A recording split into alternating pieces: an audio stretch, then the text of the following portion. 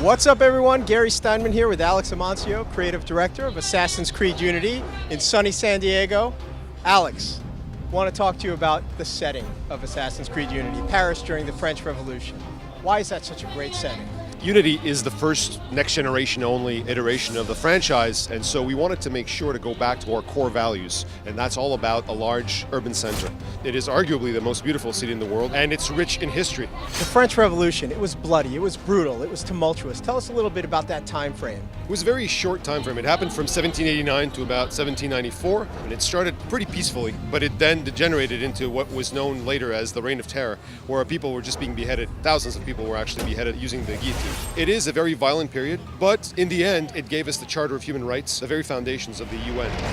That's the setting. What is this really the story of? It's a story about Arnaud, our main character, and through this story you will see the French Revolution, and we actually use the French Revolution as a metaphor for many of the narrative beats that we're dealing with in Arnaud's story, which is essentially a redemption quest. We really wanted to steer away from having a game about the French Revolution, because if you start doing that, you become a prisoner of the setting and the context. But for those who really want to dig into the history, because we know that we've got a lot of core fans that love the historical aspects, you've got both the open world gameplay and the Brotherhood missions. Talk to me a little bit about how the Brotherhood missions are an opportunity to really dig into the French Revolution. We have what we call the Paris quests. These are hundreds of different quests that you can perform in Paris that allow you to learn more about historical characters, historical events, and then you have the Brotherhood missions, and these really are the missions that Arnaud did for the Assassins. These missions you can play from 1 to 4 players, and it's also a really good opportunity to showcase historical characters, important historical events related to the French Revolution, and historical monuments. Marquis de Sade plays a role in our game. We have, obviously, the King,